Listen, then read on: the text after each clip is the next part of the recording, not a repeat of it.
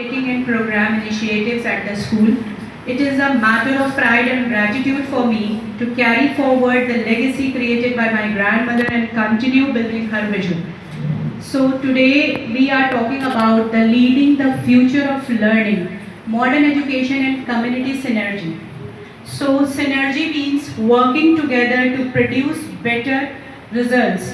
So as a result or as a community, we invited all the schools here so that we can work together and give better results in education. Please change the slide. Now, first thing is the vision of modern education. Nowadays, education is going technical more than a textbook. So it is shifting to what to learn than how to think. हम क्या सीखते हैं उससे ज़्यादा important है कि हम क्या सोचते हैं. सोचेंगे तो ही सीख पाएंगे. So now modern education includes holistic growth. Holistic growth is balancing academic rigor and physical wellness through yoga, pilates, nurturing mental clarity with the whole personal development. Holistic growth is that कि हमें सबसे पहले बच्चे के personality के development पे सबसे पहले काम करना पड़ेगा. क्या वो स्ट्रेस में है, क्या वो स्कूल में आ रहा है तो कोई बैगेज लेके आ रहा है, अगर कोई बैगेज लेके आ रहा है तो उसके सीखने में वो प्रॉब्लम आ रही है, अगर वो प्रॉब्लम आ रही है तो उसको हमें कैसे क्योर करना है. That is totally a holistic growth. Which is the development field is academic, physical, emotional, social and moral. सिर्फ एकेडमिक फील्ड में उसको ट्रेन करने से कुछ नहीं होगा. अगर वो सोशली ट्रेन नहीं होगा, उसको ये नहीं आएगा कि बाहर स्कूल के बाहर बिहेव कैसे करना है. अगर वो मॉरली ट्रेन नहीं होगा कि सोसाइटी में वैल्यूज़ क्या हैं हमारे सोसाइटी के, अगर वो इमोशनली ट्रेन नहीं होगा, अगर वो इमोशनली स्टेबल नहीं होगा, वो कुछ नहीं सीख पाएगा. Then focusing on academic character building. उसके एकेडमिक और कैरेक्टर दोनों बनाने में, उसको संस्कार देने में और पढ़ाने में हम कैसे योगदान दे सकते हैं. सबसे पहले उस होलिस्टिक ग्रोथ जो आज के नए फ्यूचर ट्रेंड्स हो रहे हैं स्कूल में, उस पर ध्यान देना होगा. Later on encouraging team work. Team में कैसे काम करना आना चाहिए बच्चों को, इसके लिए उनको किस तरीके से हमें ट्रेन करना है. होलिस्टिक डेवलपमेंट, होलिस्टिक ग्रोथ उससे रिलेटेड होती है.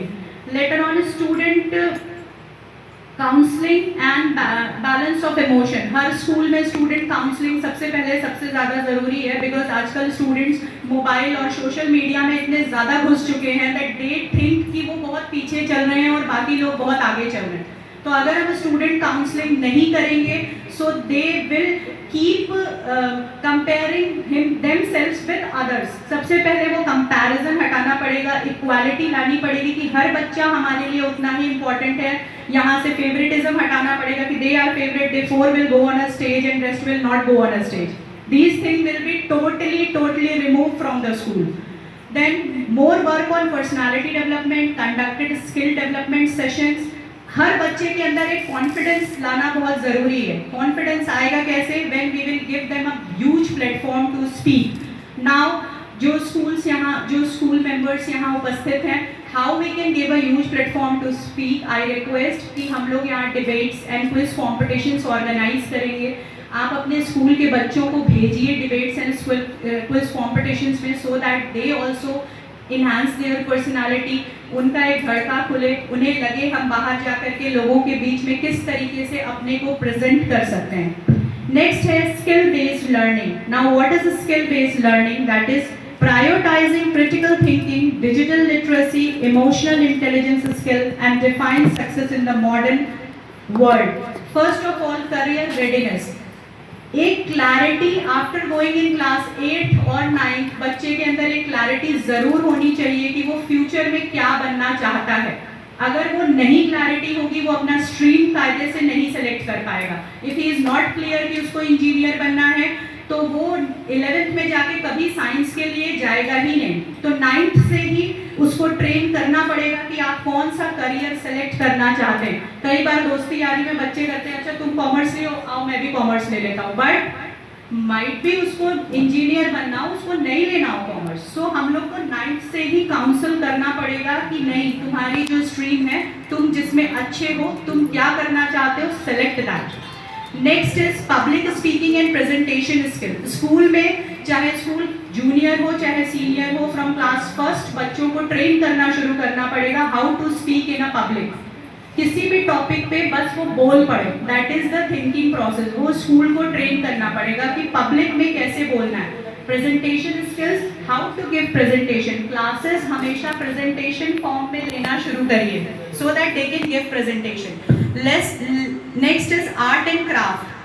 Art and craft promote their thinking. उनको ये सोचने की क्षमता बढ़ाता है कि मैं कितना आर्टिस्टिक हो सकता हूँ। तो स्कूल को आर्ट एंड क्राफ्ट, उनको कंपटीशन दीजिए, अपने स्कूल को सजाओ।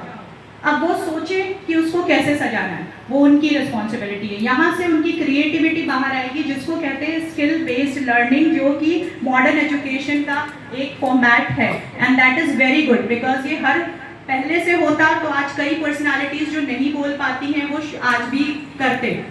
नेक्स्ट इज बेसिक मनी और मॉनेटरी फाइनेंशियल लिटरेसी। वर्कशॉप्स, हम लोग को ज़्यादा से ज़्यादा वर्कशॉप स्कूल में कराने चाहिए ताकि बच्चों को क्लास 11th, क्लास 10th और 9th से पता लगे कि बैंक अकाउंट्स क्या होते हैं, सेविंग क्या होती है, म्यूचुअल फंड्स क्या होते हैं, हमें फाइनेंशियल इंडिपेंडेंसी कैसे लानी है, हमें पेरेंट्स पे डिपेंडेंट नहीं होना है, थोड़ा भी पैसा कमाए तो बैंक में किस तरीके से जमा करें, ये उनको बिल्कुल रिस्पॉन्सिबल बनाना है। स्कूल को ज़्यादा से ज़्यादा वर्कशॉप डिफेंस में, सेल्फ डिफेंस प्रोग्राम में करने चाहिए, डॉक्टर्स बुलाने चाहिए, बैंकर्स बुलाने चाहिए, सो दैट उनको क्लैरिटी मिले कि समाज में क्या चल रहा है और वो ओपन क्वेश्चंस पूछ पाएं। That comes in skill based learning. Now student centric classroom. What is a student centric classroom? A student centric classroom is moving away from the rote monetization towards inquiry based discovery, where student becomes an active co-creator of the knowledge. That means कि teacher should not act as a teacher, they should act as a guide. उनको एक guide बन करके बच्चों को, हर एक बच्चे की अलग अलग क्वालिटी होती है, तो उस क्वालिटी के हिसाब से उन्हें गाइड बन के बताना चाहिए कि तुम्हारी क्वालिटी ये है, तुम यहाँ ग्रो करो।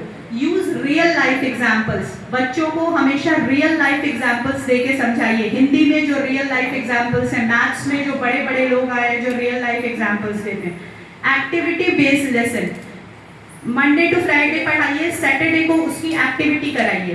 That will come in student centric classroom. मतलब स्टूडेंट्स ही एक्टिविटी ब्लैक बोर्ड पे आके पढ़ाएं। स्टूडेंट सेंट्रिक में centre of the classroom is the student, not the teacher. So that is student centric classroom. Group discussions लीजिए, उनको leadership के बारे में बताइए। लीडरशिप कैसे आएगी? When you will give a student centric classroom, then what will happen, they will make a team. उसमें से कोई लीडर आएगा, समझाएगा, and rest of them will follow that. So एक बच्चे के अंदर लीडरशिप क्वालिटी बढ़ेगी। Again, please change the slide. The next step is now about our school. 4 pillars of BVMS curriculum. हम लोग BVMS में यहाँ अपने स्कूल में tech integration. We are technically sound, using smart tools to enhance, not replacing or irreplaceable human element of teaching and meaningful connection. We don't have to replace our teachers. We have to support our teachers through technology. Technology is to support teachers, not to replace. आजकल schools ये कर रहे हैं कि ठीक है यहाँ इतने की जरूरत नहीं, the technology is to support teachers. Don't depend on technology. Technology पे डिपेंड नहीं होना है, कोई ज़रूरत नहीं है रोबोटिक्स में अभी से घुसने की। अगर वो CBSE करिकुलम में नहीं है तो, अगर है तो वी विल डेफिनेटली डू, मगर अगर नहीं है तो it is not necessary to do robotics, because कोई और स्कूल कर रहा है तो बोर्ड में अब